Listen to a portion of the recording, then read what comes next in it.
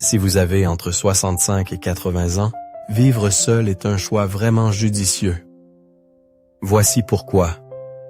Est-ce que vivre seul après 65 ans est une erreur menant à la solitude ou une victoire tranquille? Beaucoup de gens supposent que prendre de l'âge signifie qu'on ne devrait pas vivre seul. Ils imaginent l'isolement, le risque et de longues nuits et journées vides. Mais en vérité, vivre seul entre 65 et 80 ans peut être l'une des décisions les plus épanouissantes que vous puissiez prendre. Il ne s'agit pas de repousser les gens. Il s'agit d'entrer dans un espace qui est vraiment le vôtre. Un espace où vos préférences comptent, où vos rythmes prévalent et où votre tranquillité est préservée. Certains craignent que vivre seul signifie être oublié ou vulnérable. Mais pour de nombreuses personnes âgées, cela apporte en fait force, clarté et un sentiment de renouveau. Cela leur donne de l'espace pour grandir, pas pour se replier, pour respirer, pas pour se crisper, et pour redécouvrir des parts d'eux-mêmes enfouies sous des décennies d'aide aux proches, de compromis et de superflu. Vivre seul ne signifie pas vivre sans connexion. Cela signifie vivre avec intention. Dans cette vidéo, nous allons explorer 6 raisons honnêtes, souvent négligées, pour lesquelles vivre seul à la fin de la soixantaine, dans la septantaine ou même au début de la 80aine peut être un choix sage, voire joyeux. Si vous avez déjà douté que l'indépendance soit encore pour vous, ou si le monde a essayé de vous convaincre que solitude égale tristesse, alors ceci est pour vous. Ce que vous découvrirez ici pourrait vous surprendre, de la meilleure des manières. Maintenant, commençons. Numéro 1. Un sens plus fort de l'autonomie. Il y a quelque chose de profondément humain dans le désir de faire ses propres choix. À quelle heure manger? Quelle musique écouter? S'il faut passer la matinée à lire ou assis en silence avec une tasse de café. Quand vous vivez seul, c'est vous qui décidez de tout cela. Vous n'avez pas à vous justifier. Vous n'avez pas à négocier le thermostat ou à faire des compromis sur le dîner. Cela peut sembler anodin pour certains, mais pour de nombreuses personnes âgées, c'est la première fois depuis des décennies qu'elles peuvent pleinement honorer leurs propres préférences sans culpabilité ni interruption. L'autonomie ne consiste pas à rejeter l'aide. Il s'agit de préserver sa dignité. Lorsque vous vivez avec d'autres, en particulier des enfants adultes ou des aidants, il est facile de sentir que les décisions sont prises pour vous. Ce qui commence comme une aide peut rapidement se transformer en contrôle. Soudain, vos routines sont ajustées pour s'adapter aux leurs. Vos besoins sont intégrés à leur emploi du temps. Et votre maison, au lieu d'être un sanctuaire, devient un espace partagé où votre voix a un peu moins de poids. Avec le temps, cela érode la confiance, même si tout le monde a de bonnes intentions. Laissez-moi vous raconter l'histoire de Norma, une femme de 75 ans qui a emménagé chez son fils après une blessure à la hanche. Elle appréciait les soins, la sécurité, les repas cuisinés avec amour. Mais lentement, elle s'est sentie passer au second plan. Elle a arrêté de mettre ses disques préférés parce que son petit-fils n'aimait pas le bruit. Elle a changé ses heures de repas pour correspondre à celles de la famille. Et un jour, elle a réalisé qu'elle n'avait pas choisi sa propre heure de coucher depuis des semaines. Quand elle a guéri et est retournée dans son propre appartement, quelque chose a changé. Elle se tenait un peu plus droite. Elle souriait davantage. Elle s'est remise à danser dans la cuisine. Ce n'était pas seulement l'espace, c'était le retour du choix. Vivre seul vous rend ce choix. Cela vous rappelle que vous ne faites pas que vieillir, vous continuez à vivre. Toujours en évolution. Toujours digne de façonner chaque jour d'une manière qui vous fait du bien, qui vous semble juste et qui vous ressemble. Ce genre d'autonomie construit le respect de soi. Et le respect de soi, peu importe votre âge, mène toujours à la force. Numéro 2. Un environnement plus paisible. Il y a un calme qui ne vient que lorsque vous êtes seul dans votre propre espace. Pas le genre de silence qui semble vide, mais celui qui est pur, doux, serein. Quand vous vivez seul, vous façonnez ce calme. Vous contrôlez le volume de votre journée. Les sons que vous laissez entrer et ceux que vous excluez. Il n'y a pas de télévision qui hurle dans la pièce voisine, pas de pas dans le couloir qui vous réveille à 5 heures du matin, pas de conversation téléphonique qui traverse les murs fins. Juste le rythme de votre propre respiration, le grincement de votre fauteuil préféré et cette quiétude que tant de gens passent leur vie entière à chercher. Ce genre d'environnement fait quelque chose à votre système nerveux. Il l'apaise. Il adoucit les pointes d'anxiété. Il réduit le cortisol, l'hormone du stress responsable de tout, de l'hypertension artérielle au sommeil léger. Lorsque vous vivez avec d'autres, surtout s'ils sont pressés, bruyants ou émotionnellement intenses, vous absorbez cette énergie, que vous vous en rendiez compte ou non.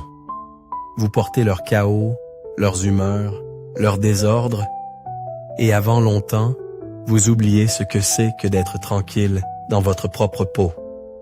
Parlons de Gloria, une enseignante retraitée de 70 ans qui a partagé sa maison pendant 5 ans avec sa fille adulte et ses 2 jeunes petits-enfants.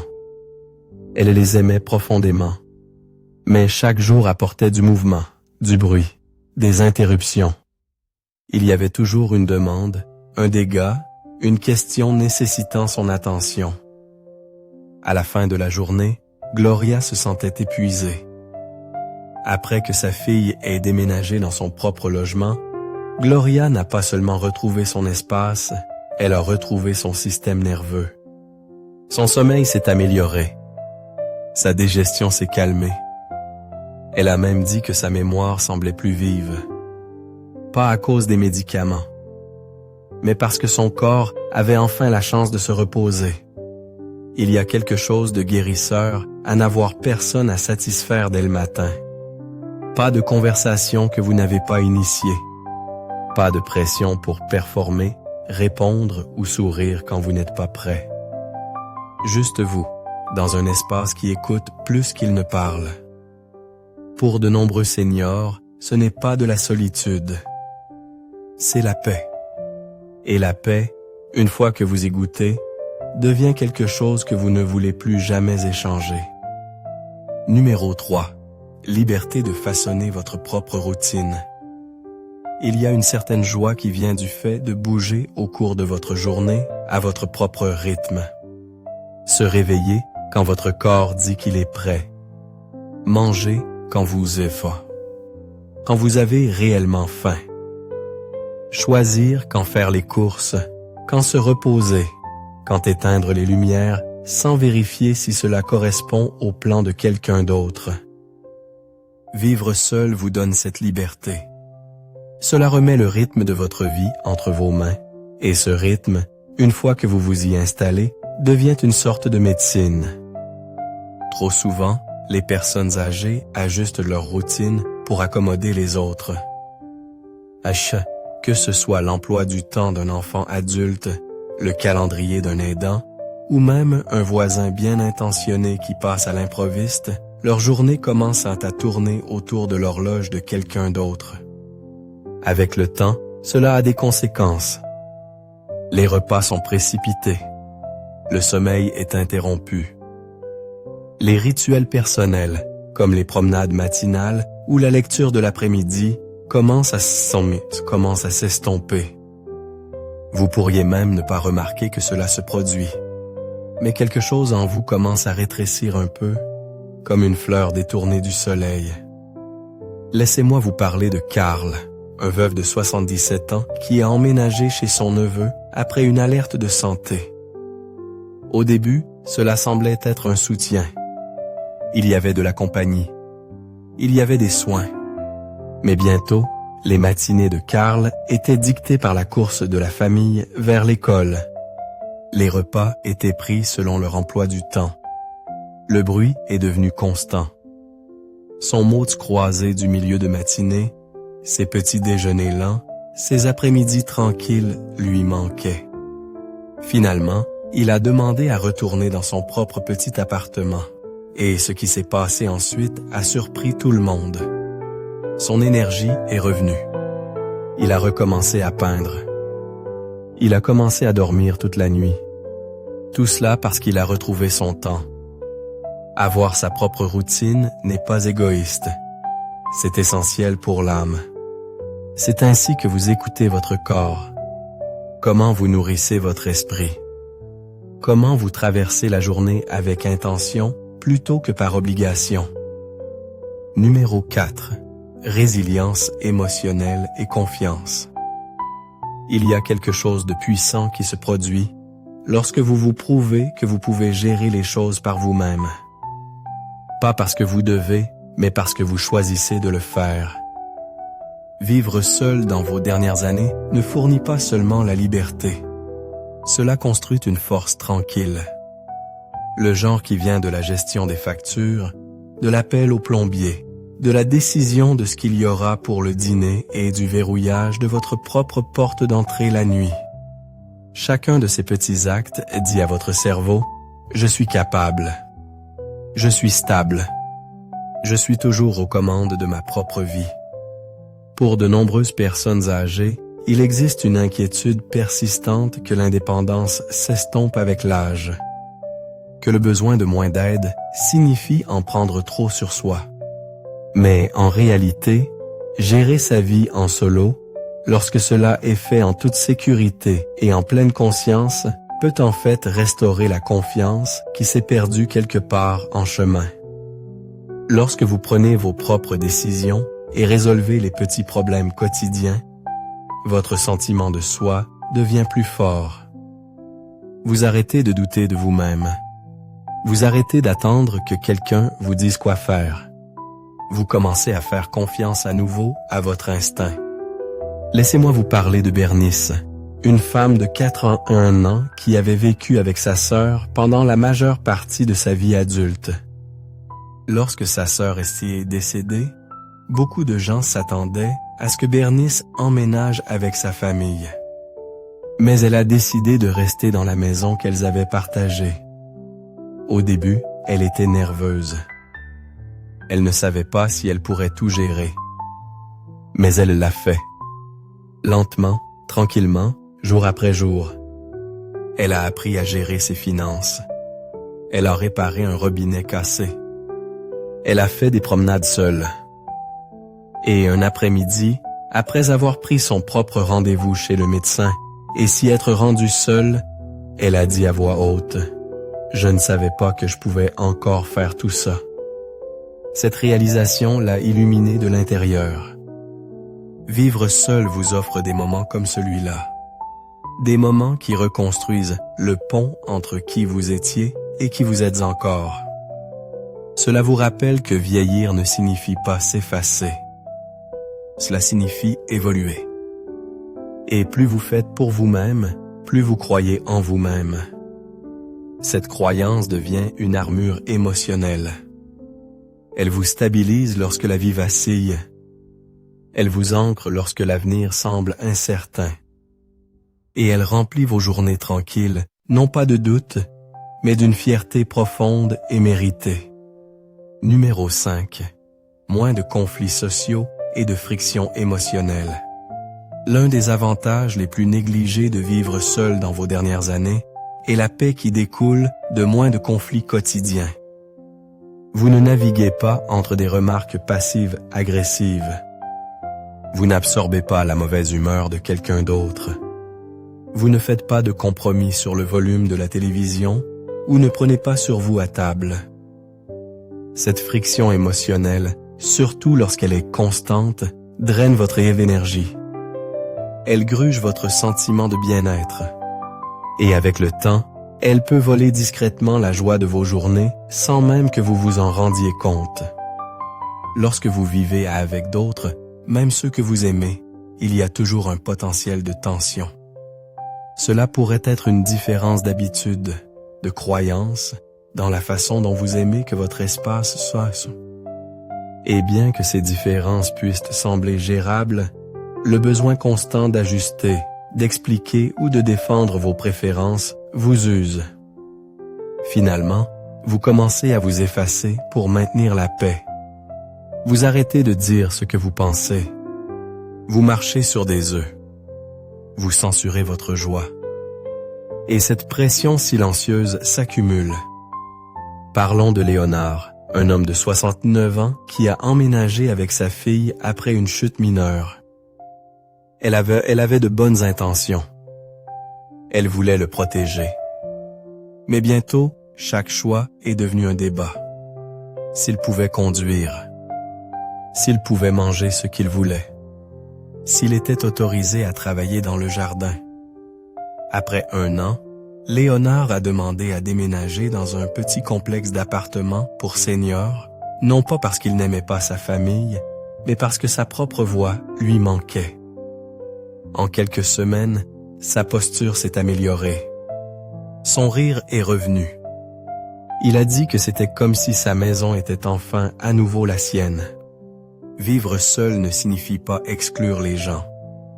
Cela signifie choisir quand et comment créer du lien. Cela signifie maintenir vos limites émotionnelles.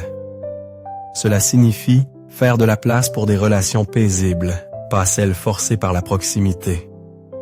Et quand vous passez du temps avec d'autres, amis, enfants, voisins, cela vient d'un lieu de plénitude, pas de fatigue. Ce genre de clarté ne vous aide pas seulement à vous sentir mieux. Il vous aide à mieux aimer. Et cela pourrait être le plus beau cadeau de tous. Numéro 6. Une connexion plus profonde avec vous-même. Il y a une sorte de connaissance qui ne grandit que dans le silence. Lorsque vous vivez seul, surtout entre 65 et 80 ans, quelque chose s'ouvre. Pas seulement votre emploi du temps, pas seulement votre espace, mais votre conscience. Sans le bruit constant des opinions des autres, sans l'incitation subtile à divertir ou à expliquer, vous commencez à vous entendre plus clairement.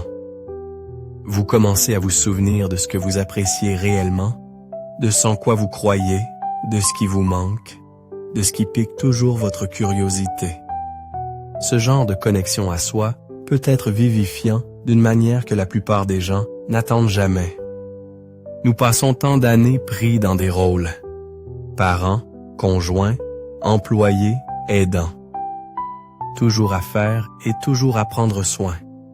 Mais quand la maison se calme et que le monde vous laisse de l'espace, vous avez enfin la chance de demander « Qui suis-je maintenant? À quoi je veux que ces années ressemblent ?» Et ce n'est pas une question triste, c'est une question sacrée. La solitude devient la toile. Et de cette quiétude, de nouvelles choses commencent à s'agrandir. Peut-être que c'est l'écriture, peut-être la peinture, peut-être la prière. Peut-être est-ce simplement se reposer dans votre fauteuil préféré, regarder la lumière bouger sur le sol et sentir, pour une fois, qu'il n'y a pas d'urgence. Laissez-moi partager l'histoire de Harold, un veuf de 84, qui avait toujours été entouré de gens. Mais après le décès de sa femme et le départ de ses enfants de l'État, Harold a décidé de ne pas combler le silence. Il n'a pas rejoint tous les clubs ni invité de pensionnaires dans la maison. Au lieu de cela, il s'est assis avec lui-même. Au début, c'était inhabituel, même inconfortable. Mais avec le temps, il a commencé à tenir un journal. Puis il a commencé à enregistrer ses souvenirs. Et un jour, il a dit « Je pensais être seul, mais j'ai trouvé quelqu'un dans le calme. Je me suis trouvé. » Ces mots m'ont marqué. Vivre seul, ce n'est pas l'absence. C'est la présence. Dans vos pensées, dans votre propre vie qui se déploie.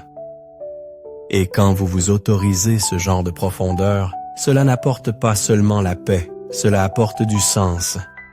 Vous réalisez que vieillir, ce n'est pas s'effacer, c'est se découvrir. Et dans cette découverte, vous ne trouvez pas seulement du réconfort, vous vous trouvez vous-même. Réflexion finale. Vivre seul après 65 ans est souvent mal compris. Les gens supposent que c'est solitaire, risqué, un dernier recours. Mais pour beaucoup, c'est le contraire. C'est un retour et un déploiement tranquille. Un choix de vivre selon vos propres termes tant que vous le pouvez encore. Cela ne signifie pas exclure les gens. Cela signifie vous inviter à revenir à vous-même. Cela signifie reconnaître que vos préférences comptent toujours, que votre temps, votre énergie, votre espace méritent tous d'être protégés. Vous avez mérité ce chapitre. Chaque cicatrice, chaque ride d'expression, chaque limite durement gagnée. Vivre seul vous donne l'espace pour respirer à nouveau, pour penser sans interruption, pour ressentir vos propres émotions sans jugement. Cela offre le genre de paix qui ne vient que d'être avec quelqu'un qui vous comprend pleinement et, dans ce cas, ce quelqu'un, c'est vous. Ce genre de compagnie n'est pas moindre. Elle est plus profonde. Et une fois que vous y goûtez, vous réalisez qu'il ne vous manquait rien en réalité. Vous attendiez simplement de rentrer chez vous, en vous-même. Alors, si vous vous demandez si ce style de vie est fait pour vous, ne regardez pas ce que le monde dit. Regardez à l'intérieur. Demandez à votre corps comment il se sent quand la maison est calme. Demandez à votre esprit comment il réagit quand personne ne regarde. Demandez à votre âme ce qu'elle désire lorsque la journée vous appartient entièrement. Les réponses que vous entendrez ne viendront peut-être pas fort, mais elles seront honnêtes. Merci de nous avoir rejoints, Ordius. Aujourd'hui, nous aimerions avoir de vos nouvelles. Laissez un commentaire ci-dessous et partagez une chose que vous avez apprise aujourd'hui et comment vous prévoyez de l'utiliser dans votre vie. Vos pensées sont importantes pour nous, alors n'hésitez pas à les partager. Lire vos commentaires nous motive et nous encourage grandement. Si vous avez apprécié cette vidéo et l'avez trouvée utile, veuillez aimer, vous abonner et partager. Votre soutien nous aide à continuer de créer du bon contenu pour vous informer et vous inspirer. Merci d'avoir regardé et nous avons hâte de vous retrouver dans la prochaine vidéo.